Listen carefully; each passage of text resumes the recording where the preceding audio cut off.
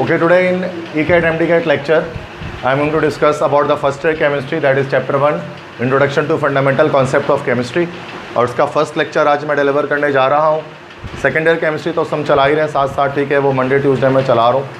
और ये भी चाह रहा हूँ कि संडे जो क्लास हमारी होती है इसमें मैं फर्स्ट ईयर केमिस्ट्री को भी जो है वो उसको साथ लेकर चलता रहूँ। इसके पीछे ये रीज़न है कि जाहिर सी बात है कि सेकेंड ईयर के एग्ज़ाम्स के बाद MDCAT में बहुत कम वक्त रहेगा, जिसकी वजह से शायद चूँकि फ़र्स्ट ईयर का कोर्स भी ज़्यादा लॉन्ग है, चूँकि उसमें न्यूमेरिकल्स वगैरह ज़्यादा हैं, सेकेंड ईयर तो जल्दी हो भी जाएगा। तो दैट्स वाई क्या है कि मैं चाह रहा हूँ कि अब मैं होता भी जाहिर सी बात है फ्री हूँ इस टाइम हूँ, तो मैंने सोचा कि क्लास हम यहाँ पे कंडक्ट कर लेते हैं, ठीक है, ताकि आपका भी एक बेनिफिट हो कि आप कुछ लर्निंग करके ही जाएँ। तो introduction to fundamental concept of chemistry में कुछ बेसिक कॉन्सेप्ट से आज हम लोग डिस्कस करेंगे, ठीक है। तो सबसे पहला कॉन्सेप्ट जो यहाँ पर मैं आपको बताऊँगा that is about atomic mass, atomic mass का कॉन्सेप्ट, ठीक है। अच्छा, एक चीज़ हमारे पास होती है जिसको हम कहते हैं एटॉमिक नंबर, और एक चीज़ हमारे पास होती है that is called atomic mass. तो फ़र्क नहीं पड़ रहा, सही है। एक चीज़ हमारे पास होती है एटॉमिक नंबर और एक चीज़ हमारे पास होती है एटॉमिक मास। एटॉमिक नंबर किसे शो करता है? नंबर ऑफ प्रोटॉन्स या इलेक्ट्रॉन्स इन एन एटम। किस अल्फ़ाबेट से शो करते हैं एटॉमिक नंबर को? कैपिटल Z से। यूनिट क्या होती है उसकी? कोई यूनिट नहीं होती है एटॉमिक नंबर की, कोई यूनिट नहीं होती है।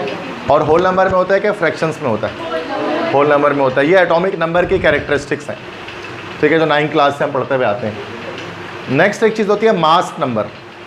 मास नंबर हम किसे कहते हैं? What is mass number? Mass number जिसको हम लोग कैपिटल A से भी शो करते हैं, प्रोटॉन प्लस न्यूट्रॉन। न्यूक्लियस के अंदर प्रोटॉन्स और न्यूट्रॉन्स की जो मजमूई तादाद होती है उसको हम कहते हैं मास नंबर। ये भी होल नंबर में हमारे पास होता है, ठीक है, मास नंबर। इसको न्यूक्लियॉन नंबर भी कहा जाता है समटाइम्स, इसको हम लोग न्यूक्लियॉन नंबर भी कहते हैं, न्यूक्लियॉन नंबर। न्यूक्लियॉन किसे कहा जाता है? न्यूक्लियस के अंदर जो भी पार्टिकल है उसको न्यूक्लियॉन कहा जाता है। Protons and neutrons are collectively known as nucleons. तो न्यूक्लियॉन नंबर मतलब प्रोटॉन्स और न्यूट्रॉन्स की मजमूई तादाद या मास नंबर जिसको आप लोग कहते हैं। अब एक चीज़ होती है हमारे पास एटॉमिक मास, या जिसको हम लोग एक और नाम देते हैं एटॉमिक वेट। इसका मास नंबर से कोई लेना देना है नहीं, ये एक डिफरेंट चीज़ है। एटॉमिक मास या एटॉमिक वेट जिसको हम कहते हैं, इसको किसने डिस्कवर किया था? एटॉमिक मास को डिस्कवर किसने किया था? इसको डिस्कवर किया था जॉन डाल्टन ने। तो जॉन डाल्टन ने एटॉमिक मास की डिस्कवरी पेश की थी। इसी को रिलेटिव एटॉमिक मास भी कहा जाता है। Why this is called relative atomic mass? Because atomic mass is the mass of an atom which is related to the mass of carbon 12। Carbon 12 मतलब कार्बन का ऐसा आइसोटोप जिसके एटॉमिक जो मास है वो 12 है। तो हमने कार्बन को स्टैंडर्ड 12 AMU मास प्रोवाइड कर दिया और उसके लिहाज से बाकी तमाम एलिमेंट्स के हमने मासेस को निकाल लिया। दैट्स वाई ये जो हमारे पास मास आया इसको हमने कहा रिलेटिव एटॉमिक मास। एटॉमिक मास क्या होता है? चूँकि एटम का वेट निकालना बहुत मुश्किल है, क्योंकि एटम बहुत छोटे साइज़ का होता है। कोई भी ऐसा फिजिकल बैलेंस या वेइंग डिवाइस नहीं है जिसके ज़रिए हम एटम के मास को निकाल सकें। तो उसके लिए क्या किया गया भाई कि कार्बन को 12 AMU जो है वो स्टैंडर्ड दिया गया, और कार्बन के 12 AMU के लिहाज से बाकी तमाम एलिमेंट्स के एटॉमिक मास को अपनी तरफ से हमने उसको 12 दिया था, और उसके लिहाज से बाकी सबको कंपेयर किया। अगर हाइड्रोजन का एटॉमिक मास 1 AMU है तो उसका मतलब ये होता है कि hydrogen is 12 times lighter then carbon, ठीक है। अगर मैग्नीशियम का एटॉमिक मास 24 AMU है तो इसका मतलब है कि मैग्नीशियम इज़ 2 टाइम्स या ट्वाइस हेवियर देन कार्बन। तो ये बस रिलेटिव है, रिलेटिव एटॉमिक मास इसलिए हम उसको कहते हैं, लेकिन बहुत कम लोग रिलेटिव का नाम लगाते हैं, लोग उसको जैसे एटॉमिक मास कहते हैं। तो मास नंबर एक डिफरेंट चीज़ है, मैं बता रहा हूँ। एटॉमिक मास क्या चीज़ है? ये बहुत पुरानी टर्मिनोलॉजी है केमिस्ट्री में। एटॉमिक मास की यूनिट होती है AMU, एटॉमिक मास यूनिट जिसको फुल फॉर्म में कहते हैं। और 1 AMU की डेफिनेशन क्या बन जाएगी? 1/12 of the mass of a carbon atom. तो कार्बन का मास 12 AMU है, तो 1 AMU कितना होगा? कार्बन के मास का 12वां हिस्सा, 1/12, ठीक है। तो 1 AMU को डिफाइन करने कहा जाए आपसे तो 1 AMU क्या होता है? तो 1/12 the mass of carbon atom is called 1 AMU। ये AMU की डेफिनेशन आपके पास हो गई एटॉमिक मास यूनिट की। अच्छा, अब ये रिलेटिव एटॉमिक मास मालूम कैसे करते हैं? स्टूडेंट्स मुझसे ये भी पूछते हैं कि सर ये रिलेटिव एटॉमिक मास मालूम किस तरह से होता है किसी भी एलिमेंट का, इसके लिए कौन सा डिवाइस होता है?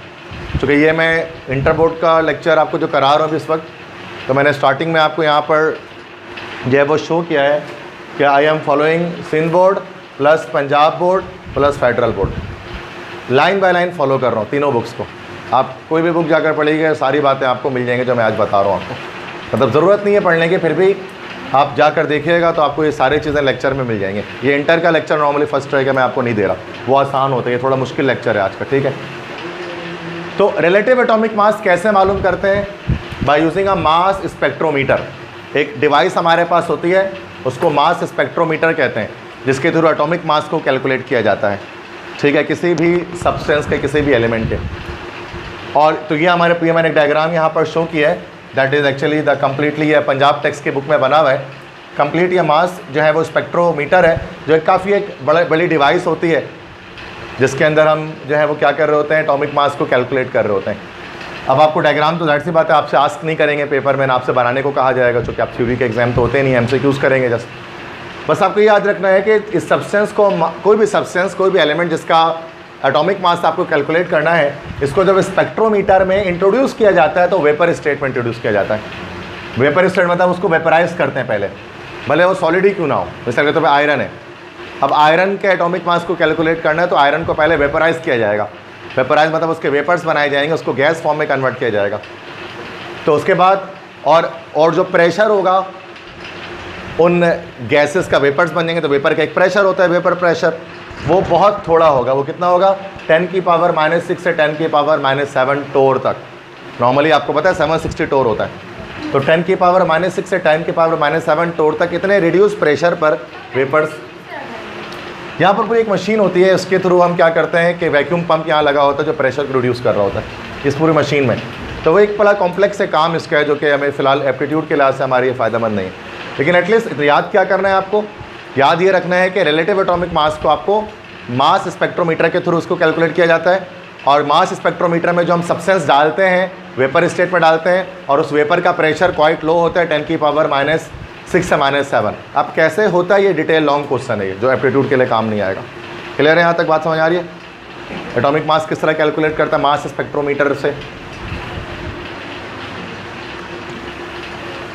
ठीक है। तो मूविंग फॉरवर्ड, तो ये मैंने आपको बताया एटॉमिक मास है, इससे रिलेटेड चीज़ें और देखते हैं। अच्छा,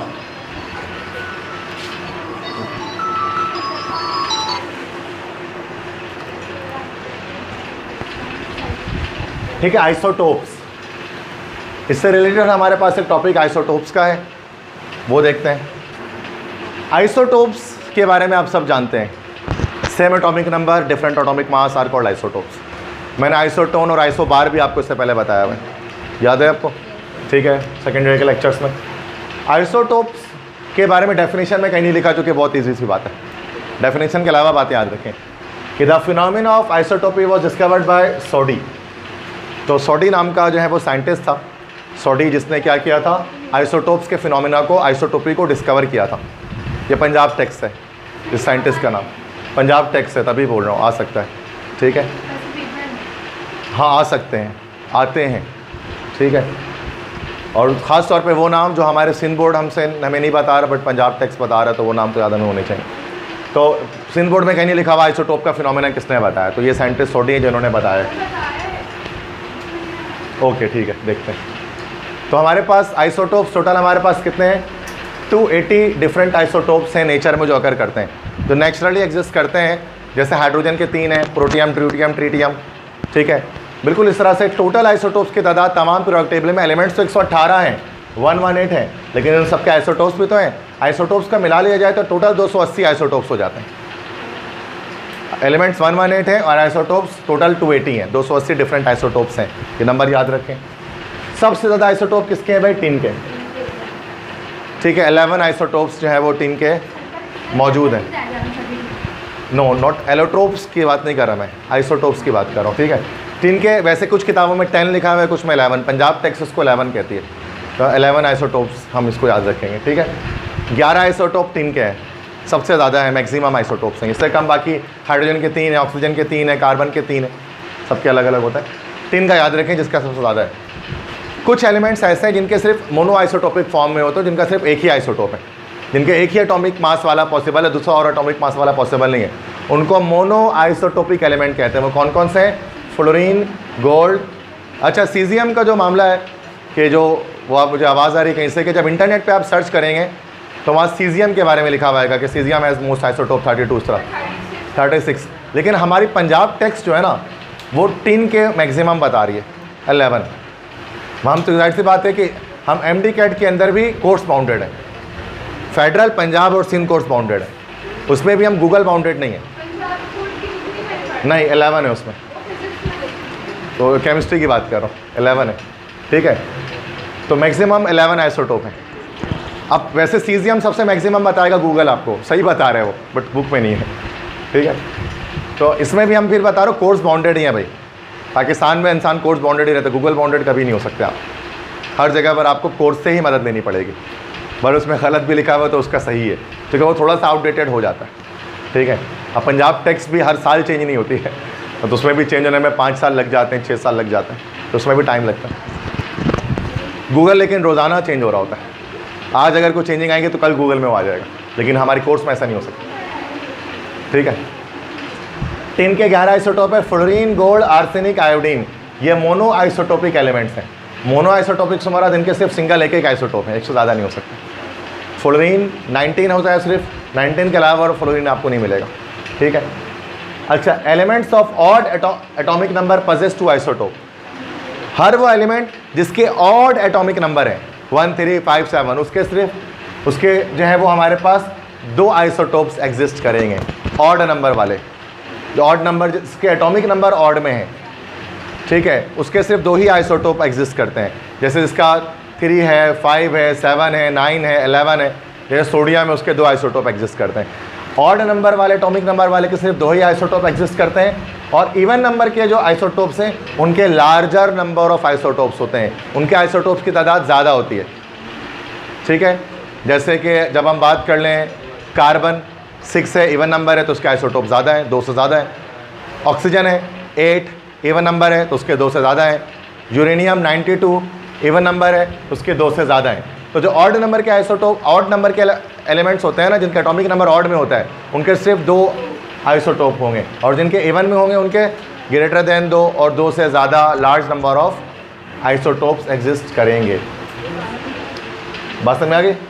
the elements of even number या इवन एटॉमिक नंबर होना चाहिए यहाँ पर। मैंने डेफिनेशन कहीं नहीं लिखी आइसोटोप्स के, जो उसकी नीड नहीं है, ये सब याद रखें, ठीक है। बहुत छोटी छोटी बातें हैं, लेकिन यही चीज़ है, जब आप पंजाब टेक्स्ट या फेडरल नहीं पढ़ते हो, सिंध पढ़ के जाते हो तो नंबर कम लेकर आते हो MD कैट में। क्या कुछ नहीं है इसमें सर, लेकिन यही चीज़ पता नहीं थी ना आज से पहले तक, पता नहीं चाहिए आप, ठीक। इसलिए मैं बता रहा हूँ कि इन हवाले से चीज़ों को ज़्यादा डिस्कस करो। जो सिंध बोर्ड में है वो तो आप पढ़ ही लेंगे, उसका तो मसला है ही नहीं, बाकी चीज़ों को डिस्कस करें, ठीक है। बात समझ में आ रही है यहाँ तक? सारी क्लियर है?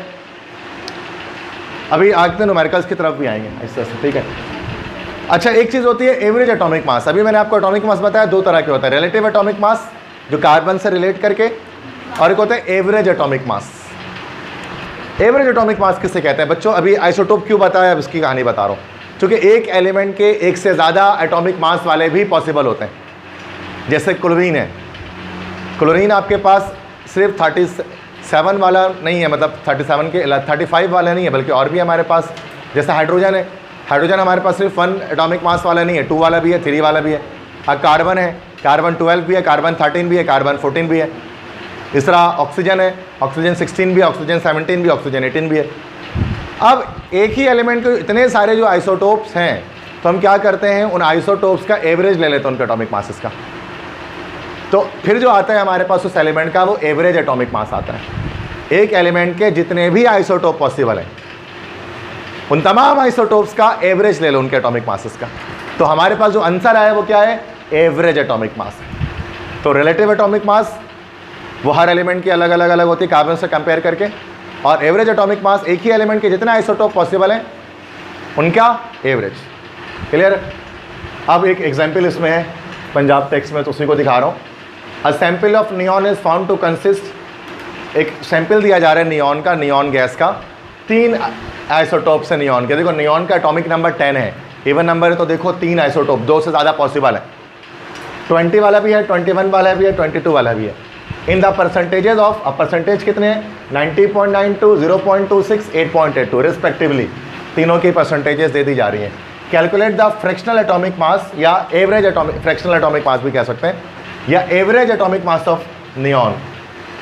ये एवरेज एटॉमिक मास आपको कह रहे हैं कि आप फाइंड आउट करें भाई किसका भी, नियॉन का आप एवरेज या फ्रैक्शनल एटॉमिक मास वो काउंट करें। अब इसके लिए क्या तरीका होगा ज़रा समझना है। फार्मूला क्या लगेगा, जो भी एटॉमिक मासेस हैं उसको उसके परसेंटेज से मल्टीप्लाई कर दो और डिवाइड कर दो 100 से, बाकी तमाम आइसोटोप्स को प्लस कर दो आपस में। जैसे 20 है, ये 20 मल्टीप्लाई है, उसकी परसेंटेज जो है 90.92 से मल्टीप्लाई किया, प्लस 21 वाला कितना परसेंटेज 0.26 उससे मल्टीप्लाई किया, प्लस 22 वाला कितना है भाई 8.82 से मल्टीप्लाई किया, तीनों आइसोटोप्स को कर दिया और डिवाइड ओवरऑल किससे कर दिया, 100 से कर दिया। अब 3 आइसोटोप भी हो सकते हैं, 2 भी हो सकते हैं, 4 और 5 भी हो सकते हैं, और हमारे पास आंसर आ गया 20.18, राउंड ऑफ करो तो 20। इसलिए आप हमेशा नियॉन का याद रखो, नियॉन का एटॉमिक मास जब भी कोई पूछता आप 20 बताते हो उसको, असल में वो 20 क्या है, उसका एवरेज एटॉमिक मास है। क्यों एवरेज एटॉमिक मास है, क्योंकि 20, 21, 22 तीनों हैं, लेकिन जब इनका एवरेज लेते हैं हम तो आंसर 20.18 आता है। इसलिए नियॉन का एवरेज एटॉमिक मास कितना आ गया हमारे पास, 20 आ गया, 20.18। ये परसेंटेज ये तो जो है वो रिसर्चर्स का काम है जो करके नहीं, ये हम नहीं निकाल सकते परसेंटेज, गिवन होगी। हाँ, यूनिवर्स में इतने परसेंट एग्जिस्ट करते हैं, मतलब टोटल ये 3 आइसोटोप है, 100% के लिहाज से इतना परसेंट ये, इतना परसेंट, इतना परसेंट ये, इस तरह से। क्लियर है, लिखना है तो लिखो, ठीक है, आगे बढ़ें। अच्छा, क्या और एग्जाम्पल देखें इसी सवाल में। क्लोरीन का 35.5 क्यों होता है, इसके बारे में एक्सप्लेन कर देता हूँ। क्लोरीन के 2 आइसोटोप हैं, क्लोरीन जो है वो Cl एक 35 है और एक Cl आपके पास 37 है, दिस इज Cl35। क्लोरीन 35 की अबंडेंस है 75% और 37 की अबंडेंस है 25%। अब इसका एवरेज निकालना होगा तो एवरेज इस तरह निकाल सकते हैं, 35 × 75 प्लस 37 × 25 डिवाइड बाई 100, क्या आंसर आएगा 35.5। तो इसलिए हम कहते हैं कि क्लोरीन का जो एटॉमिक वेट है वो 35.5 है। इसका मतलब उसके जो दोनों आइसोटोप है ना उनका एवरेज 35.5 निकलता है, एवरेज निकाल रहे हैं ना, तो क्लोरीन का इसलिए 35.5 आता है, पॉइंट में आ रहा होता है, एवरेज निकाल होता है, that's why.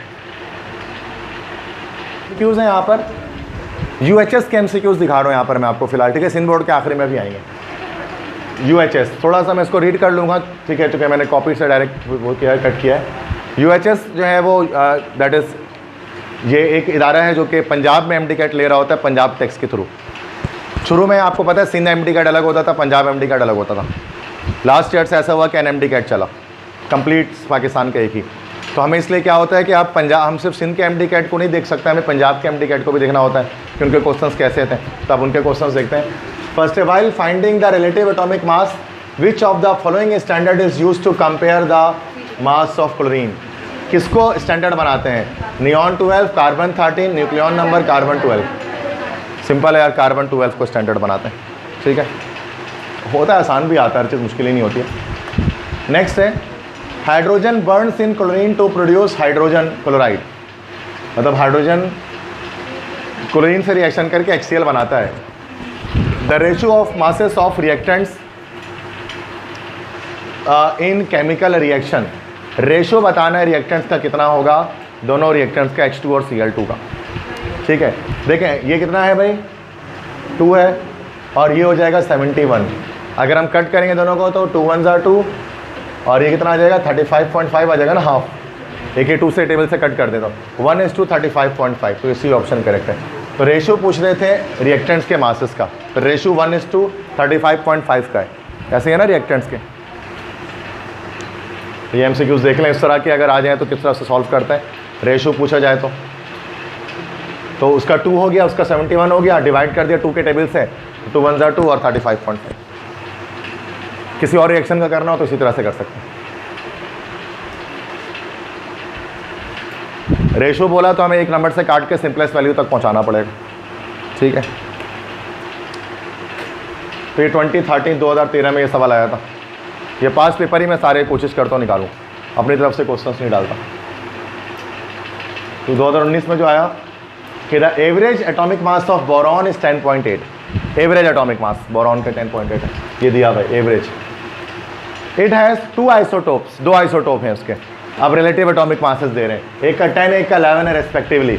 What is the percentage of isotope with the average mass of 10? ये बताएं वो कौन सा आइसोटोप होगा जिसका एवरेज मास जो है वो 10 होगा।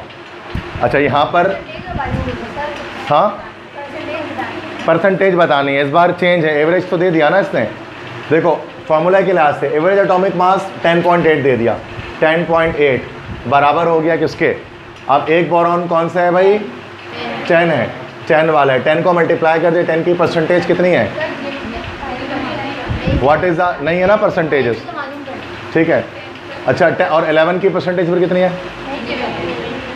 तो 2 परसेंटेजेस आप एक साथ कैसे निकाल सकते हैं? यहाँ पर क्या कह रहे हैं कि what is the percentage of isotope with the average mass of 10। अच्छा यहाँ पर इसको ज़रूरत ही नहीं है कि आप इसको बड़ा सॉल्व करो, देखो मैं बता रहा हूँ कैसे। 10.8 है, एक 10 है और एक 11 है। 10.8 एवरेज है, एक का 10 है और एक का 11 है। अगर आप ऐसे ही सपोज करो 10.8 आ रहा है तो एक 80% होगा और एक आपके पास 20% होगा, ऐसे ना, एक आपके पास 80% होगा। 10.8 आने की वजह क्या है? एक 80% और एक 20% होगा, तब जाकर 10.8 आएगा ना। 10 और 11 दोनों 50-50% होंगे तो कितना आ जाएगा? 10.5 आ जाएगा एवरेज। ऐसे ही है ना, 10 + 11 अपॉन क्या हो जाएगा? यहाँ पर हमारे पास 100 आ जाएगा। 10 + 11 सॉरी अपॉन 2 कर देंगे एवरेज में, यहाँ पर हमारे पास आ जाएगा 10.5 आ जाएगा। अगर दोनों 50-50% हो, लेकिन दोनों 50-50 नहीं है, तो यहाँ पर आ रहा है 10.8। 10.8 का मतलब ये हुआ, 10.8 का मतलब ये हुआ कि एक तरफ, हाँ एक तरफ 0.8 10.8 हो रहा है ना, तो एक तरफ 0.2 आ रहा है, एक तरफ से 0.8 आ रहा है। एक तरफ परसेंटेज के लिहाज से एक तरफ से 20% आ रहा है, एक तरफ से 80% आ रहा है, ठीक है। अब यहाँ पर कह रहे हैं कि 10 वाले का परसेंटेज कितना है? 10 वाले का परसेंटेज कम होगा, क्योंकि 10.8 से मुराद के जो 11 वाले का ज़्यादा है, तभी तो 10.8 हो रहा है। तो 80% जो है वो कौन सा है? 11 वाला है, और 20% कौन सा है? ये मैं किस लिए ऐसे सॉल्व करवाया? चूँकि कैलकुलेटर अलाउ नहीं है, MD कैट में कैलकुलेटर अलाउ है ही नहीं ना। आप कैलकुलेटर चला के कर सकते थे आप ये काम को, लेकिन इसको वर्बली आप इसको सॉल्व करोगे, ठीक है। किस तरह से कि ये 10 और 11 दो आइसोटोप है बोरॉन के, ठीक है, और 10.8 एवरेज आ रहा है। तो एक तो एवरेज आने का मतलब एक तरफ से आपके पास 0.8 आ रहा है, एक तरफ से 0.2 आ रहा है, एक तरफ से 0.8 आ रहा है, एक तरफ से 0.2 आ रहा है। अब यहाँ से 0.8 जिसकी तरफ से आ रहा है हमारे पास, ठीक है, तो वो कौन सा वाला है हमारे पास? वो आपके पास 10 वाला है। तो एवरेज मास जिसके 10 है, ठीक है, तो वो हमारे पास जो है वो 20% हमारे पास जो है वो सॉरी क्या कह रहे हैं, एक 20% आ रहा है और एक 80% आ रहा है ना, दो हैं, एक 20% आ रहा है, एक 80% आ रहा है। अब यहाँ पर इसमें देखना है 10.8 आने का मतलब ये है कि 11 वाले की प्रोपोर्शन ज़्यादा है, 10 वाले की कम है। अब इसकी ज़्यादा है, कितनी ज़्यादा है? एक की इसकी 80% है और इसकी कितनी है? 20% है। तो 10 वाले की कितने आंसर आ जाएंगे हमारे पास यहाँ पर? 20%। इसके लिए थोड़ा सा मैथमेटिक्स का दिमाग आपको लगाना पड़ेगा, इसके अलावा और कुछ नहीं है। देखें यहाँ 10.8 आ रहा है ना, 10.8 का क्या मतलब है? यहाँ पर मैथमेटिक्स लगाना पड़ेगा थोड़ी सी। 10.8 आ रहा है तो ये 10 और 11 इसके बीच में मतलब 0.8 ऐड हो रहा है ना, 0.8 ऐड हो रहा है कहीं ना कहीं से। तो एक तरफ से 80%, एक तरफ से 20% है। अब यहाँ पर जो 10 वाले का ज़्यादा आ रहा है, 10 मतलब 11 वाले का ज़्यादा आ रहा है 10.8, तो 80% वो है और इसका सिर्फ 0.2 आ रहा है, तो इसका कितना हो गया आपके पास? 20% हो गया। इस तरह से, इस तरह हाँ 10.7 होता 70 और 30, 10.4 होता 60 और 40। अगर 10.2 होता, अगर 10.2 होता तो 80-20 फिर से होता, लेकिन फिर 80% आता है 10 वाले का 20% ऐसे। ये MD कैट है, इसमें कैलकुलेटर नहीं चलाते हैं, ये हमें ऐसे ही सॉल्व करना पड़ेगा आपको दिमाग से, ठीक है। वर्बली आप बोलोगे कैलकुलेटर से करा दूंगा, बट फ़ायदा कुछ नहीं है, वहाँ अलाउ ही नहीं है, तो उससे सॉल्व नहीं करना है, ठीक है। अभी टाइम लगेगा, पहली क्लास है, आहिस्ता आहिस्ता करके टाइम लगेगा। बिना कैलकुलेटर के ट्रिक्स वगैरह बताऊंगा ना तो उसमें सॉल्व होगा फिर। सॉरी, अच्छा ये हो गया। नेक्स्ट देखें, नेक्स्ट हमारे पास, अच्छा ये हो गया, ये भी हो गया। The substance for the separation of isotopes is firstly converted into the dash. ये किस में कन्वर्ट किया जाता है पहले? Normal state, free state, vapour state या चार्ज स्टेट? वेपर स्टेट में कन्वर्ट करते हैं, ठीक है।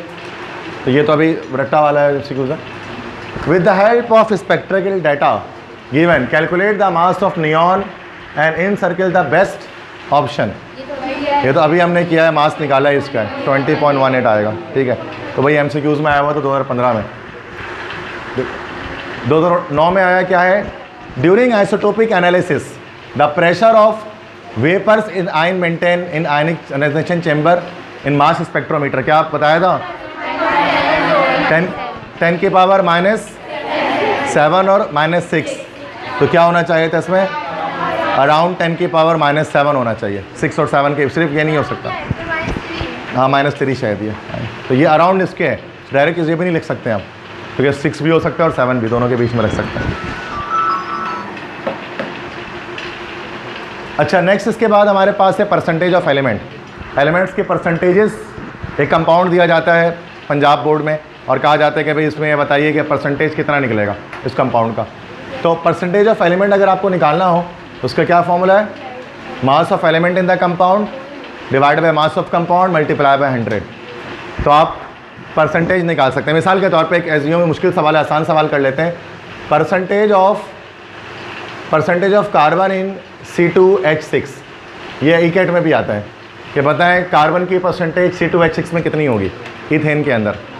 तो पहली बात तो mass of element in compound कितना है, यहाँ पर मास के लिहाज से देखें C2 12 + 2 24, 12 × 2 = 24 हो गया, और टोटल कंपाउंड का कितना है 24 और ये 6, कितना हो गया 30, और मल्टीप्लाई किससे कर दिया, तो यहाँ पर आपको आ जाएगा परसेंटेज किसका आ जाएगा, आपके पास कार्बन की परसेंटेज आ जाएगी। इस तरह से किसी भी कंपाउंड में आपसे बोला जाए फला एलिमेंट का परसेंटेज बताओ, तो आपको क्या करना है, एलिमेंट का जो भी मास उसके अंदर आ रहा है डिवाइड करना है मास ऑफ कंपाउंड से या फॉर्मूला मास ऑफ कंपाउंड से और मल्टीप्लाई कर देना 100 से। तो आपको क्या पता लग जाएगा, परसेंटेज उस एलिमेंट की पता लग जाएगी। अब एक सवाल यहाँ पर दिया हुआ है, ये पंजाब टेक्स्ट से है पूरा, कि 8.657 gram of a compound were decompose into its element and gave इतना ग्राम कार्बन, इतना ग्राम हाइड्रोजन एंड इतना gram oxygen. Calculate the percentage composition of the compound under study. Percentage कह रहे हैं बताइए तीनों के इतने इतने मासेस हैं। तो मास ऑफ, अब यह मास ऑफ कार्बन है, कार्बन का निकालना है, कार्बन के मास को मास ऑफ कंपाउंड से डिवाइड करके 100 से मल्टीप्लाई कर देंगे। इस तरह हाइड्रोजन का भी निकल जाएगा, ऑक्सीजन का भी निकल जाएगा। ठीक है, तो आपको टोटल ओवरऑल कंपाउंड का मास दिया हुआ है, दैट इज़ 8.657 ग्राम, और आपको हर एक एलिमेंट का भी मासेस दिए हुए हैं। तो mass of element mass of compound से डिवाइड करके मल्टीप्लाई बाय 100 कर देंगे, तो आंसर्स आ जाएंगे आपके पास। ठीक है, बट ये चूँकि ये थोड़ा सा टिपिकल इसलिए कि पॉइंट्स में वैल्यू आ रही है, होल नंबर में नॉर्मल इस तरह के क्वेश्चन आ रहे होते हैं। ठीक है ना, ये नहीं आएगा, ये तो मैंने बुक से निकाल दिया डायरेक्ट, ये थ्योरेटिकल क्वेश्चन है। ये पंजाब टेक्स्ट वालों को उनके इंटर के एग्जाम में आता होगा, एमडी कैट में नहीं आता। जैसे हमारे भी इंटर के एग्जाम्स में मुश्किल एमसीक्यू आता है ना, न्यूमेरिकल्स आते हैं, लेकिन एमडी कैट में नहीं आता। न्यूमेरिकल्स टाइप की चीज़ें ऐसी आती हैं जो आप इजीली सॉल्व कर पाएँ। अब इसमें पॉइंट्स आ गए ना, इनके सॉल्यूशन मुश्किल है। हाँ, परसेंटेज आगे अलग अलग ये हम निकालते हैं, इसको हम भी करते हैं ये काम चैप्टर 1 कंबशन एनालिसिस के अंदर, लेकिन हम असल में इस स्टेप को 2 स्टेप को मिलाकर कर देते हैं ये काम को, है ना भाई। हम स्टोइचियोमेट्री और परसेंटेज एक साथ कैलकुलेट कर लेते हैं, इसलिए मैंने बोला ये फॉर्मूला भी याद रखें। एक आग ऐसा सवाल भी था फर्स्ट ईयर में जिसमें इस फॉर्मूले से बन रहा था, कैफीन वाला सवाल, अगर आपको याद आ रहा है तो। फर्स्ट ईयर में था ऐसा एक सवाल सिंध बोर्ड में जो इससे हो रहा था। सिंपल फॉर्मूला वो याद रखें बस, मास ऑफ एलिमेंट डिवाइड किया मास ऑफ कंपाउंड से मल्टीप्लाई 100 से, ये फॉर्मूला लिख लें बस, परसेंटेज मालूम करने की। यूजेज बाकी इसकी करवा देता हूँ मैं भी आपको इस्तेमाल कर। क्लियर है?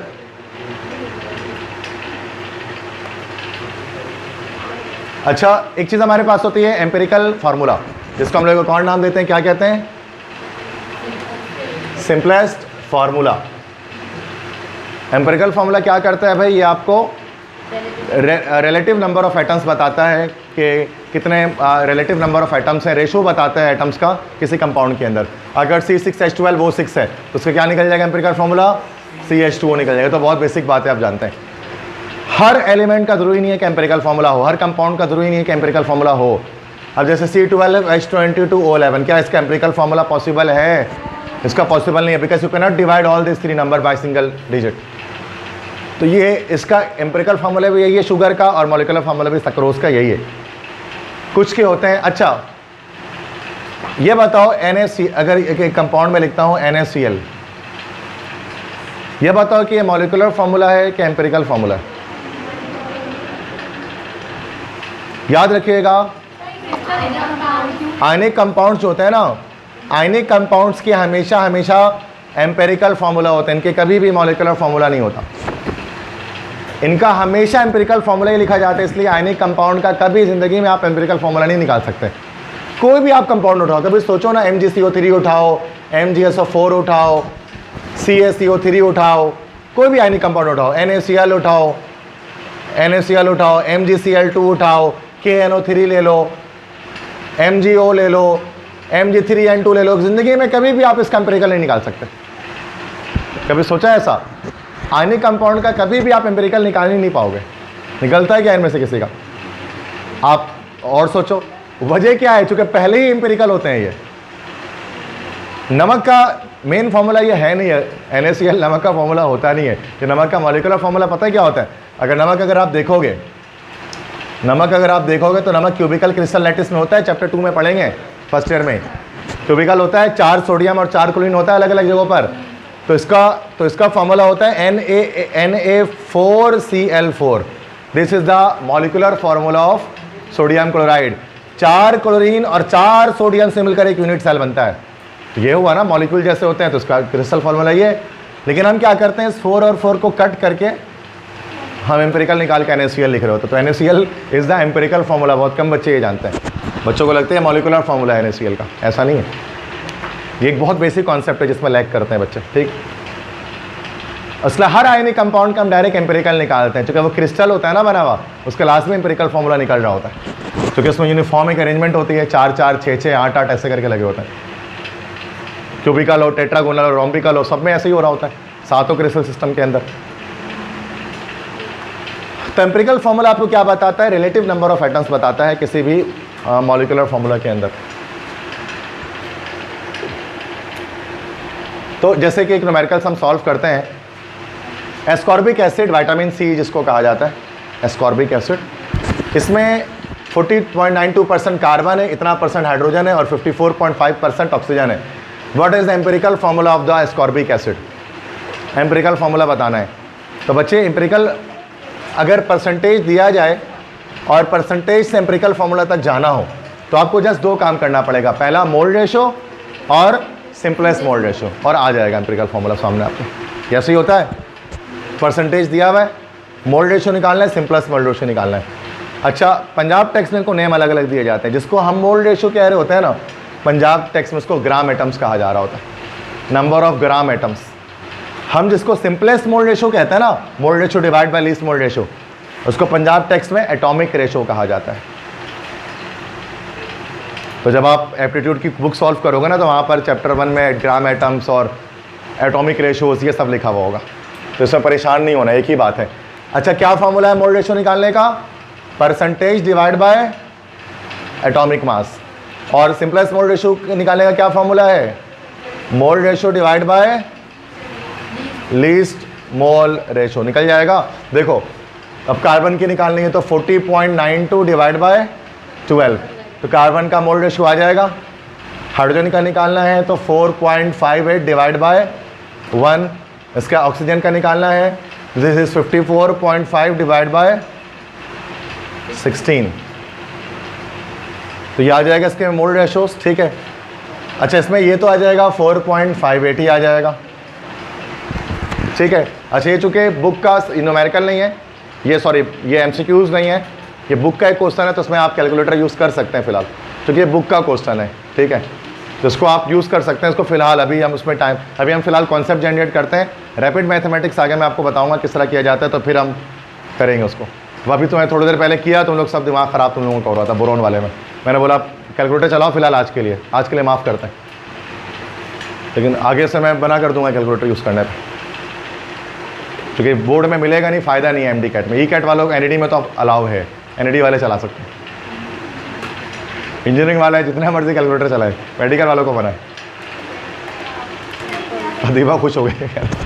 हाँ सर, अब सही है। ND में अलाउ है ना कैलकुलेटर, रिवर्स हिसाब है। इंजीनियरिंग वालों को अलाउ कर दिया है, मेडिकल वालों को हटा दिया। तो इंजीनियरिंग वाले मैथ्स में ज़्यादा अच्छे होते हैं। किसमें? बस तो चेक करते हैं आपके एप्टीट्यूड। हाँ करना, वही कह रहा हूँ ना, रिवर्स हिसाब है इंजीनियरिंग वालों को तो मैं से, यही बात है। क्या है भाई परसेंट बताया कार्बन का मोल रेशो बताया 3.41। अच्छा हाइड्रोजन का मोल रेशो बताएं कितना आ गया? 4.58। अच्छा ऑक्सीजन का बताएं 554.5 डिवाइड बाई 16। जल्दी बताएं, जल्दी बताएं, टाइम ज़्यादा नहीं। 3.406 क्लियर है? 3.41 ही समझो, लगभग आ गया। अब सिंपलेस्ट मोल रेशो निकालने के लिए mole ratio divide by least mole ratio. Mole ratio है 3.41 डिवाइड सबसे कम वाला भी है 3.406, ये हो गया 4.58 डिवाइड बाय 3.406, ये हो गया 3.406 डिवाइड बाय 3 पूरा न्यूमेरिकल की तरह सॉल्व नहीं करना है, इसको शॉर्ट बिल्कुल निकालना है। ये 1 आ गया, ये 1 आ गया। जी कितना है इसको बताना ज़रा। 4.58 डिवाइड बाई 3.406 1.31 आ रहा है, या क्या चेक करें क्या? 1.34 आ रहा है। अभी ये एम्पिरिकल फॉर्मूला नहीं है, हम ये नहीं लिख सकते कि सर CH 1.34 हो, नहीं, हमेशा होल नंबर में होना चाहिए। इसको हमें मल्टीप्लाई करना पड़ेगा किसी सुटेबल नंबर से, जिससे ये वाला होल नंबर हमारा बन जाए। 1.34 को आप 2 से मल्टीप्लाई करें ज़रा, नहीं आएगा, बताया ना कोर्स से है ये। बोले 2 पॉइंट नहीं हो रहा, 3 से मल्टीप्लाई करें,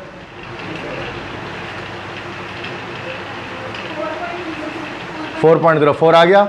इसका इसको ओवरऑल 3 से मल्टीप्लाई करो, 3 4 और ये 3 आ जाएगा। तो इसका एम्पिरिकल फॉर्मूला आ गया C3H4O3। ये हमारे पास एक सवाल ऐसा होता भी था ब्यूटेन वाला, याद रखो ना, 1 2.5 आ रहा होता था ऐसे ही कुछ, उसको मल्टीप्लाई करके होल नंबर बनाते थे। सिंध बोर्ड में भी था ये, पंजाब बोर्ड में 3 से मल्टीप्लाई करें, सिंध बोर्ड में 2 से मल्टीप्लाई करने वाला सवाल था फर्स्ट चैप्टर में। अभी कैलकुलेटर आप यूज़ करें फिलहाल, ठीक है? अभी कैलकुलेटर के हवाले से परेशान ना हो कि सर ये कैसे होगा, वो एक यकीनन बहुत बड़ा मसला है, वो आगे सॉल्व होगा जाके। अभी कम से कम कॉन्सेप्ट तो समझ में आया कि हो क्या रहा है। अभी उस कैलकुलेटर के चक्कर में फंसा दूंगा, फिर तो कॉन्सेप्ट पे भी चले जाओगे हाथ धो के। कैलकुलेटर से सॉल्व करना आ जाएगा तो ऑटोमेटिकली बिना कैलकुलेटर के भी उसके बाद फिर हम प्रैक्टिस करेंगे। फिलहाल तो आप फॉर्मूले वगैरह समझें कौन कौन से फॉर्मूले हैं। तो एम्पिरिकल फॉर्मूला निकालना था परसेंटेज से, तो पहले हमने निकाल लिया मोल रेशो, फिर निकाले simplest mole ratio. Punjab text के लिहाज से पहले ग्राम एटम निकाल लिया, फिर एटॉमिक रेशो निकाल लिया।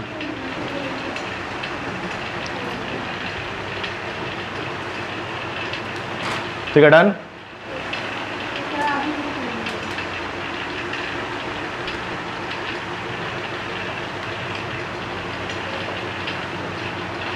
ठीक है, बहुत शॉर्ट इसको लिखना है, बिल्कुल बहुत ज़्यादा कोई डिटेल में नहीं जाना है। ठीक है, करें।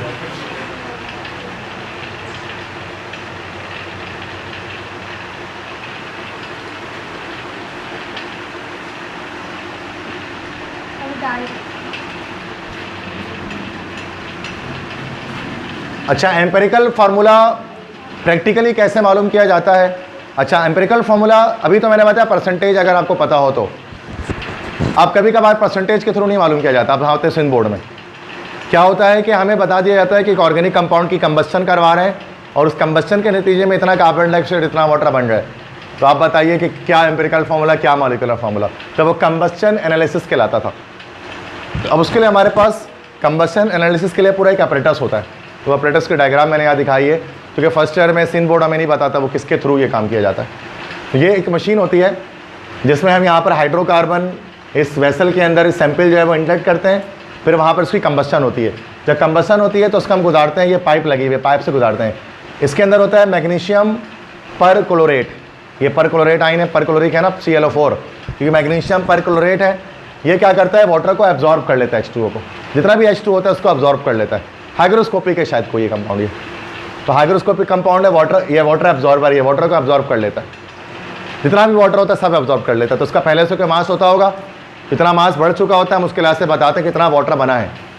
उसके बाद और आगे जाते हैं तो यहाँ पर 50% पोटेशियम हाइड्रोक्साइड होता है, जो क्या करता है, कार्बन डाइऑक्साइड गैस को एब्जॉर्ब कर लेता है।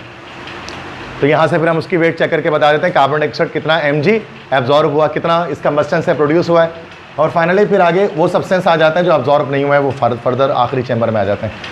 तो इससे हमें क्या पता लगता है कि हमें पता लग जाता है कि हमने अगर कोई ऑर्गेनिक कंपाउंड को जलाया तो उससे कितना वाटर आया, कितना कार्बन डाइऑक्साइड आया, और उससे फिर हमें मालूम करना पड़ता था क्या बताएं क्या मॉलिक्यूलर एम्पिरिकल फार्मूला होगा।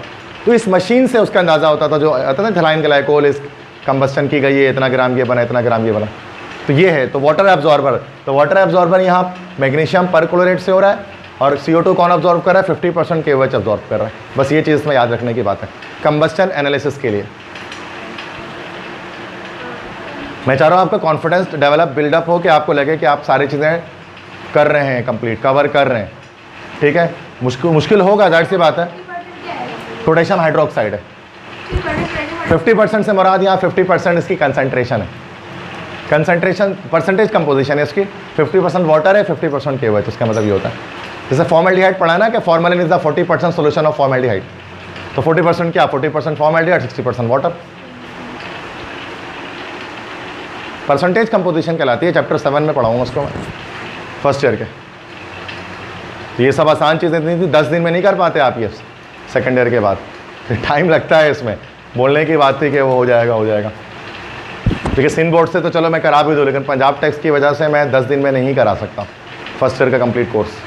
ठीक है, मुमकिन नहीं है। ठीक है, हो गया। बस ये याद रख लें कि वाटर एब्जॉर्ब मैग्नीशियम परक्लोरेट कर रहा है, और 50% potassium hydroxide carbon dioxide gas को ऑब्जॉर्व कर रहा है कंबस्टन एनालिसिस जब हो रही है। तो फिर इससे हमें पता लग रहा है कितना वाटर कितना कार्बन डाइऑक्साइड एक्चुअल में प्रोड्यूस हुआ कंबस्टन के थ्रू। इसके अंदर हम कोई हाइड्रोकार्बन या ऑर्गेनिक कंपाउंड को डालते हैं। ठीक है, अच्छा अब इसको निकालते हैं किस तरह से। अब आपको पता है इसका हमारे पास फार्मूला होता है। थोड़ा सा अगर इस सवाल को थोड़ा सा ये जहरा इसको आप थोड़ा डाउन होगा तो वो ऊपर से दिख जाए, बस मुझे थोड़ा देर का लिख जाए बस उसके बाद। हाँ, सैंपल ऑफ लिक्विड, चलो वापस कर दो बस यहाँ। ठीक है, अ सैंपल ऑफ लिक्विड, वो ऊपर चला है, मसला नहीं है। A sample of liquid containing carbon, hydrogen and oxygen was subjected to combustion analysis. 0.5439 gram of the compound gave 1.039 gram of CO2, 0.6369 gram of water. Find the empirical formula of the compound. ये वो सवाल है ना जो कि मैं बता रहा था, कंबस्शन एनालिसिस। अब ये तो सिंपल वही चीज़ है, इसके सिंगल स्टेप आपसे आस्क कर सकते हैं, ऐसा हो सकता है। कुछ चीज़ें आपको पता होनी चाहिए, काफ़ी डिटेल्ड क्वेश्चन है। MD कैट में फिर से बता रहा हूँ, इस तरह के ये वाला क्वेश्चन स्पेशली पूरा कंप्लीट आस्क नहीं किया जाएगा। इसका कोई पार्ट पूछ सकते हैं आपसे कि सिर्फ ये वाला स्टेप बता दीजिए, तो बस एक स्टेप। पूरा तो जाहिर सी बात है इलॉजिकल होगा कि आपसे MD कैट में पूछें। ठीक है, AE कैट में ही पूछें। तो सबसे पहले क्या काम होता है, हमें परसेंटेज निकालना पड़ता है। We have to find out the percentage. और परसेंटेज निकालने का क्या फॉर्मूला हमारे पास होता है कि yes, mass of the compound, mass of the element divide by mass of the compound multiply. Carbon का निकालना है तो कार्बन का एटॉमिक मास से, उसके बाद कार्बन डाइऑक्साइड गैस के मॉलिक्यूलर फार्मूला मास से डिवाइड करते हैं, देन मल्टीप्लाई करते हैं 100 से। ओवरऑल पूरा हमारे पास परसेंटेज आ जाता है। ठीक है, तो जैसे 52.108 आ जाएगा, वैल्यूज पुट कर देंगे। इसके बाद ऑक्सीजन हाइड्रोजन का निकालना है तो सेम वैसे ही काम किया जाता है। हाइड्रोजन का अच्छा यहाँ पे 2.016 लिखा हुआ, हम सिर्फ 2 भी लिख सकते हैं, जरूरी नहीं है कि 2। तो हाइड्रोजन गैस के H2 का एटॉमिक मास हमारे पास 2 हो गया, डिवाइड किया उसको 18 से। और यहाँ पर हमारे पास मास ऑफ कितना, मास ऑफ हमारे पास वाटर 0.6369, और ऑर्गेनिक कंपाउंड का वेट हमारे पास है 0.5439, मल्टीप्लाई कर दिया 100 से 13.11। ऑक्सीजन का निकालने के लिए सबको पता है क्या करते हैं, 100 में से दोनों के परसेंटेज को प्लस करके माइनस कर देंगे, आ जाएगा 34.77। फर्दर उसके बाद क्या करें, ग्राम एटम, इसको पंजाब बोर्ड ग्राम एटम कह रहे हैं, हम लोग उसको क्या बोल रहे हैं, मोल रेशो कह रहे हैं। लिखा हुआ होता है नंबर ऑफ ग्राम एटम, बच्चे टेंशन में आ जाते हैं, ये क्या, ये मोल रेशो है। इससे पहले भी बताया मैंने, परेशान नहीं होना।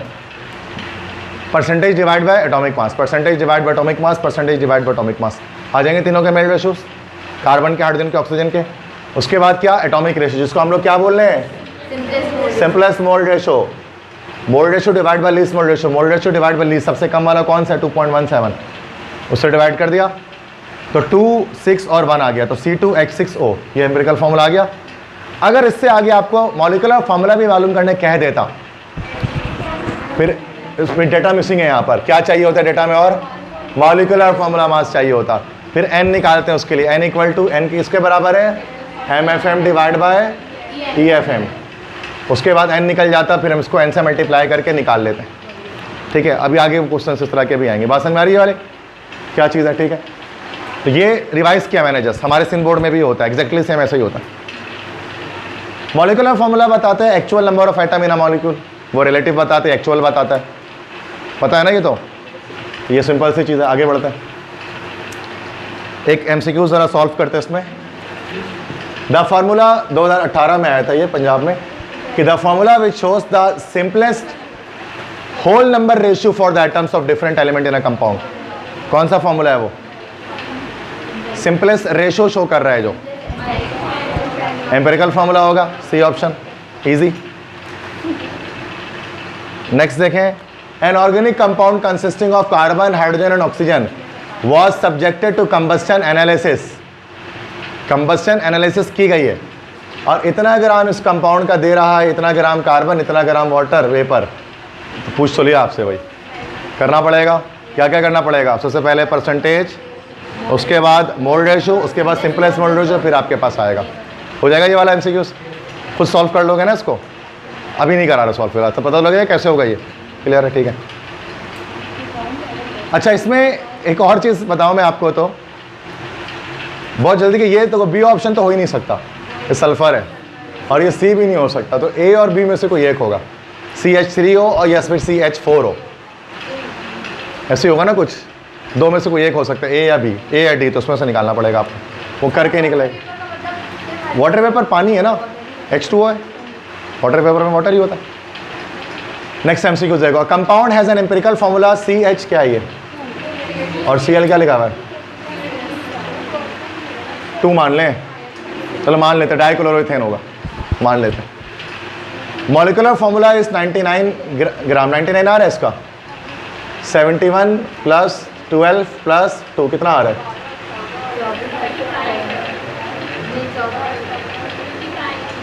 85 आ रहा है।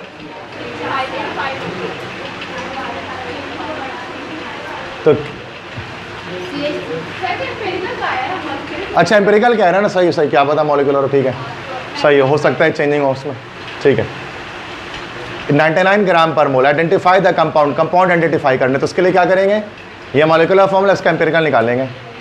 12 प्लस 2 प्लस 71 कितना आ रहा था अभी, क्या बताया? 85। तो 99 डिवाइड बाई 85, जैसे कि जब तक ये हमें क्लियर नहीं होगा ना यहाँ पर, तब तक ये सही नहीं आ सकेगा। तो तब ये क्लियर समझ आया ना तरीका क्या होगा?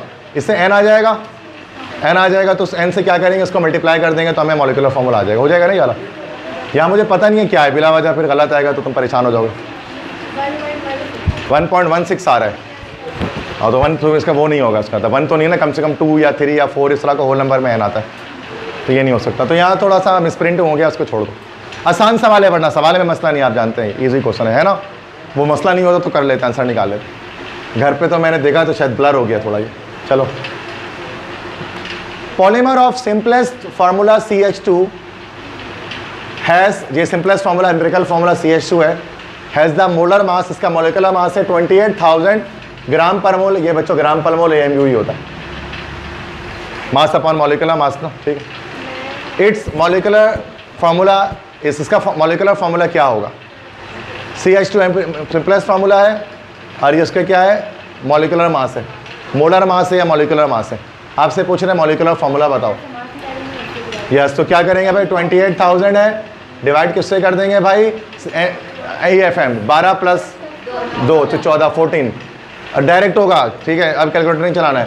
14 2 2000, तो ये CH2 को 2000 से मल्टीप्लाई करते हैं, तो C 2000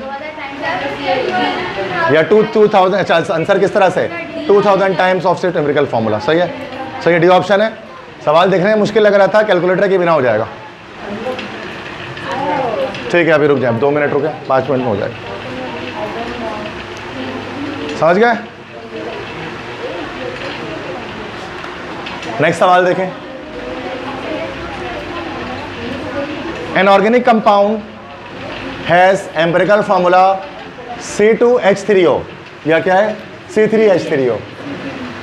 इफ मोलर मास या molecular mass of the compound is कितना? ये 11.15 ऐसे कुछ है लग रहा है, 110 ये समझ जाओ, ठीक है। Molecular formula of this organic compound is dash, molecular formula पूछ रहे हैं, सही है भाई।